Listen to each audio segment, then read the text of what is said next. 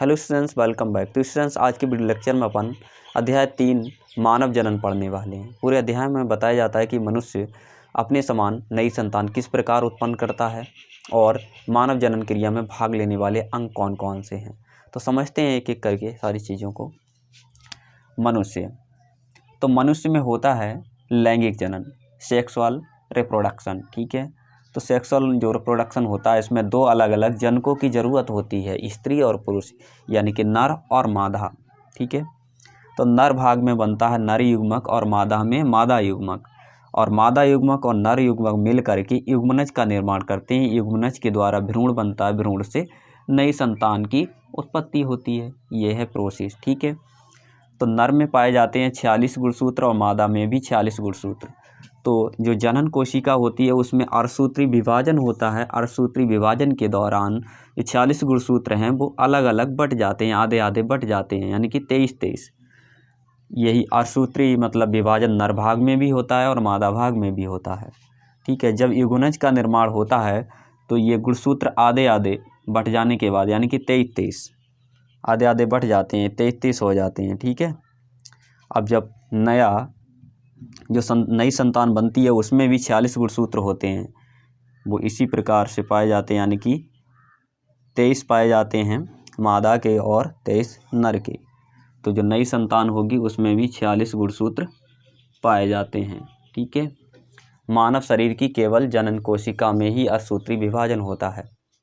जो जनन कोशिका है उसमें केवल अर्धसूत्री विभाजन होता है, इधर नोट में लिख दिया गया है। अन्य सभी कोशिकाओं में समसूत्री विभाजन होता है। पहले नर भाग के बारे में पढ़ते हैं कि नर भाग में कौन कौन से जनन अंग पाए जाते हैं। तो हेडिंग बनाएंगे नर जनन अंग तंत्र।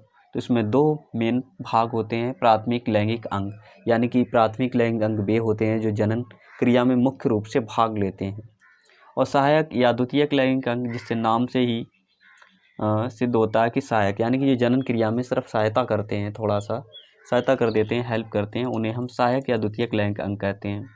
इनके बारे में थोड़ा थोड़ा पढ़ लेते हैं। प्राथमिक लैंगिक अंग, जिनमें शुक्राणु का निर्माण हो उसे प्राथमिक लैंगिक अंग कहा जाता है। ठीक है, नर में शुक्राणुओं का निर्माण वृषण या टेस्टिस में होता है। तो इसका मैंने इंग्लिश में थोड़ा बहुत लिख दिया है, टेस्टिस में होता है। ये हमारा टेस्टिस। ठीक है, मनुष्य में जो टेस्टिस होते हैं यानी कि वृषण शरीर के बाहर एक थैली नामक संरचना में पाए जाते हैं। ठीक है, वृषण प्रत्येक मनुष्य में एक जोड़ी होते हैं, यानी कि 2 होते हैं, ये संख्या में एक जोड़ी का मतलब 2। वृषण कोश, वृषण जो है वृषण कोश में शरीर के बाहर स्थित होता है। ये शरीर के बाहर इसलिए स्थित होता है ताकि इसमें जो नर युग्मक है उसका निर्माण हो सके। जो नर युग्मक का निर्माण तभी होगा उसे हमारी जो शरीर का टेम्परेचर है उससे कम 2 से और 3 डिग्री या 2.5 डिग्री टेम्परेचर कम की आवश्यकता होती है।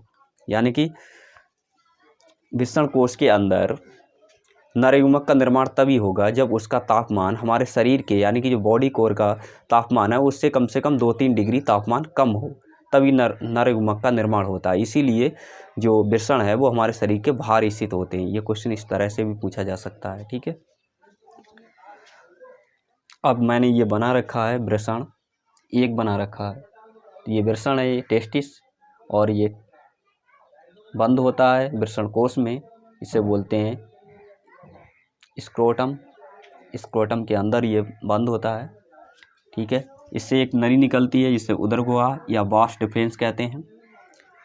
इसी नर युग्मक इसी के द्वारा चल करके जाते हैं इस रास्ते से। ठीक है, इस वाले रास्ते से नर युग्मक चल करके जाते हैं यहाँ से निकलते हुए, और ये आगे चल करके दूसरा यहाँ पे एक ग्रंथि मिलती है, यहाँ पे शुक्राशय होता है ये वाला। ठीक है, इसे बोलते हैं सिमाइनल वेसिकल। ठीक है, शुक्राशय। उससे आगे ये ग्रंथि होती है, ये दिख रही है, इसे बोलते हैं प्रोस्टेट या पोरस ग्रंथि। और उससे ऊपर ये दिख रहा है, इसे बोलते हैं मूत्राशय, यूरिनरी ब्लैडर। ठीक है, उससे नीचे ये पेशाब नली है, मूत्र नली या मूत्रमार्ग, यूरेथ्रा। उसके बाद ये पेनिस है। ठीक है, तो ये इसका स्ट्रक्चर है। अब एक एक के बारे में अच्छे से पढ़ेंगे डिटेल से। जितने भी मैंने पार्ट्स लिखे हैं या अंगों के नाम हैं या भाग हैं इसके, इस डायग्राम में जो कुछ दिख रहा है उसके बारे में। और टेस्टिस के अंदर बहुत कुछ पाया जाता है। हम सिर्फ इतना ही फिजिकल रूप से बाहर से देखेंगे तो बस इतना दिखाई देता है, लेकिन इसके अंदर जो क्या नाम स्पर्म्स का जो निर्माण होता है वो किस प्रकार होगा उसके बारे में डिटेल से जानेंगे। चलो अब देखेंगे वृषण के अंदर क्या पाया जाता है। तो इस डायग्राम की मदद से हम देखने की कोशिश करेंगे। तो ये वृषण है, इसको मैंने जूम किया है। इसके अंदर का पार्ट यानी कि अंदर क्या क्या दिखता है ये। तो इसके अंदर वृषणीय पिंडक पाए जाते हैं, जो कुछ इस टाइप के मैंने बनाए हैं यहाँ पर। इनकी संख्या लगभग होती है 250 यानी कि 250। यहाँ पर मैंने 2-3 समझाने के लिए दिखाए हैं, ठीक है। और फिर इसके अंदर अंतराली कोशिका यानी कि होती है, जिसमें नर हार्मोन्स पाया जाता है। फिर इसी कंपार्टमेंट के अंदर होती है एक तीसरे टाइप की मतलब कोशिका, जिसे हम बोलते हैं शुक्रजनक नलिकाएं, यानी कुछ नलिकाएं पाई जाती हैं, शुक्रजनक नलिकाएं। तो एक लगभग जो वृषणीय पिंडक है इसके अंदर 2-3 पाई जाती हैं, 2 से 3 तक हो सकती हैं ये, ठीक है। तो जो शुक्रजनक नलिकाएं हैं ये भी 2 टाइप की होती हैं। तो इनके 2 प्रकार होते हैं, यानी कि जो मैंने बनाई हैं गोल जो है शुक्रजन यानी कि नर युग्मक। दूसरी जो क्रॉस से दिखाई हैं ये वाली, इन्हें बोलते हैं हम सर्टोली कोशिका।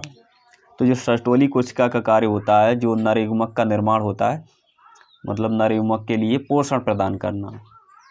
और एक एक करके हम इनके बारे में देखते हैं, अब लिखते हैं।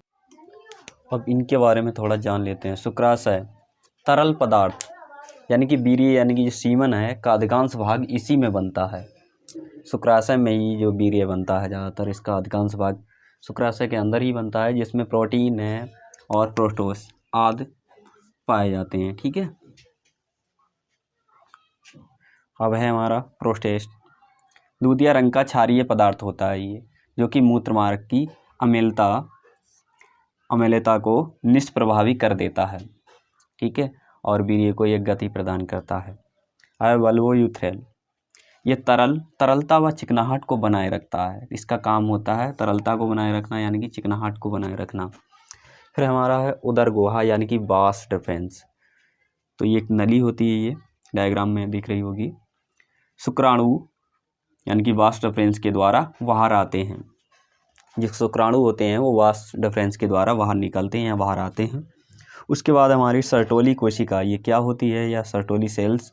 सर्टोली कोशिका नर युग्मक को पोषण प्रदान करती है, ठीक है। तो सर्टोली कोशिका का कार्य होता है नर युग्मक को पोषण प्रदान करना, ठीक है।